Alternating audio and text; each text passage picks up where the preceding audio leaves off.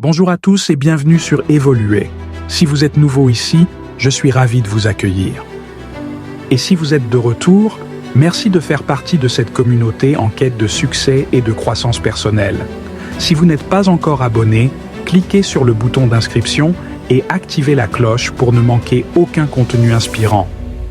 Dans notre dernier épisode, La science du succès. Étape 7, développer une mentalité de gagnant.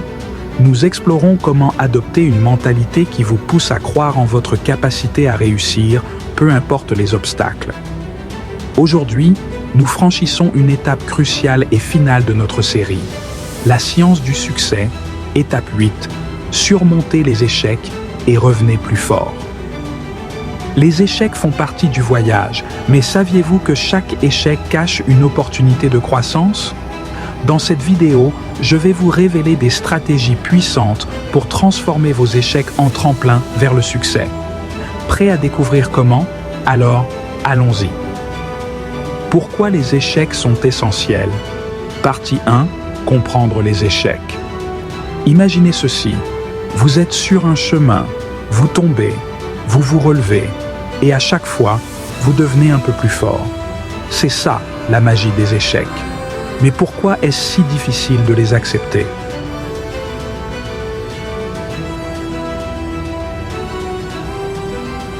Selon une étude de l'université Paris-Saclay, notre cerveau perçoit l'échec comme une menace. C'est biologique. Mais voici le secret. Les échecs ne sont pas des ennemis. Ils sont des professeurs. Prenez l'exemple de Thomas Edison. Vous savez, l'inventeur de l'ampoule électrique, il a échoué plus de 1000 fois avant de réussir. Quand on lui a demandé comment il se sentait après tant d'échecs, il a répondu « Je n'ai pas échoué.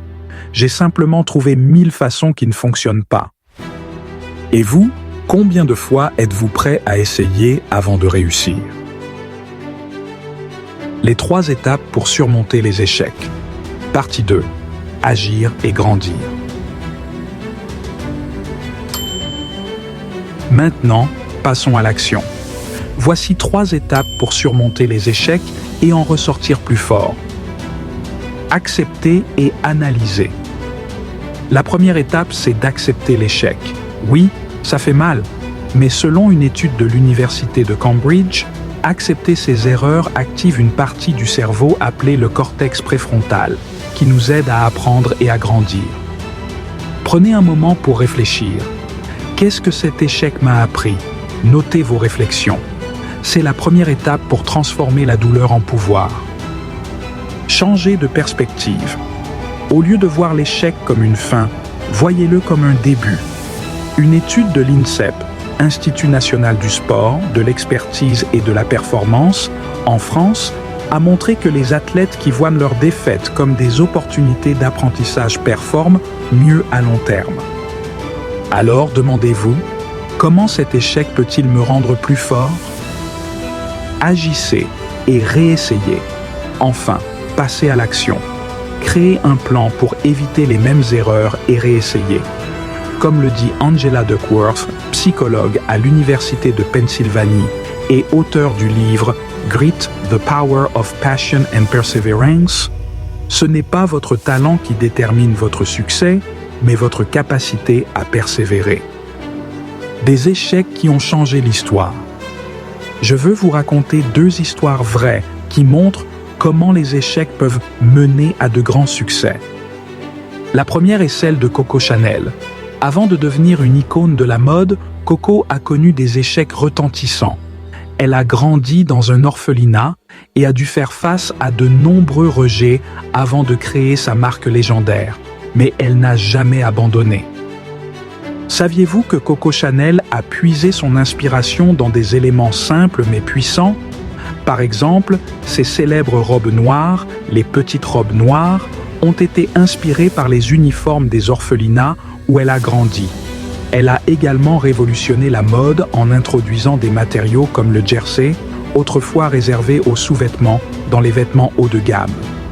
Aujourd'hui, Chanel est synonyme de luxe, d'élégance et d'audace. La seconde histoire est celle de Joanne Rowling, que vous connaissez peut-être sous le nom de J.K. Rowling, l'auteur de Harry Potter. Avant de devenir une écrivaine célèbre, Joanne a connu des échecs monumentaux. Elle était une mère célibataire, vivant avec des aides sociales, et son manuscrit a été refusé par 12 éditeurs. Mais elle n'a pas abandonné. L'idée de Harry Potter lui est venue lors d'un voyage en train entre Manchester et Londres. Elle a passé des années à développer l'univers magique de Poudlard en s'inspirant de ses propres expériences et de son amour pour la littérature fantastique. Saviez-vous qu'elle écrivait une grande partie de son premier livre dans un café, car c'était le seul endroit où elle pouvait se concentrer tout en gardant sa fille au chaud? Aujourd'hui, Harry Potter est l'une des franchises les plus réussies de l'histoire, avec des livres, des films, des parcs d'attractions et même une pièce de théâtre. Et Joanne Rowling ne s'est pas arrêtée là. Elle continue d'écrire et de s'engager dans des projets sociaux, comme sa fondation Lumos, qui aide les enfants défavorisés à travers le monde. Imaginez un instant, et si Coco Chanel ou Joanne Rowling avaient abandonné après le premier refus, le monde n'aurait jamais connu leur contribution extraordinaire. Leur histoire nous rappelle que chaque échec est une opportunité de recommencer, mais en mieux. Votre plan d'action pour revenir plus fort. Partie 4. Passez à l'action. Maintenant, c'est à vous de jouer. Voici un plan d'action simple pour surmonter vos échecs. Identifiez votre échec. Écrivez ce qui s'est passé. Exemple. Vous avez échoué à un examen. Notez les raisons possibles. Analysez les leçons. Qu'avez-vous appris? Exemple. Vous avez réalisé que vous n'avez pas assez étudié ou que vous avez mal géré votre temps. Créez un nouveau plan. Comment allez-vous réessayer? Exemple. Vous allez créer un calendrier d'études et suivre des cours supplémentaires. Agissez.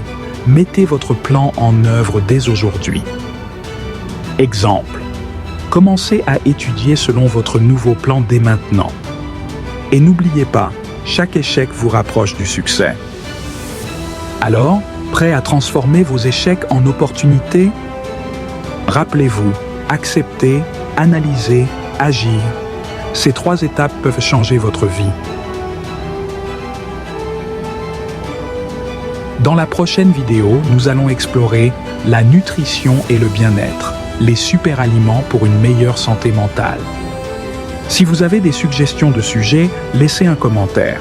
Et si vous avez aimé cette vidéo, n'oubliez pas de laisser un like et de vous abonner pour ne rien manquer.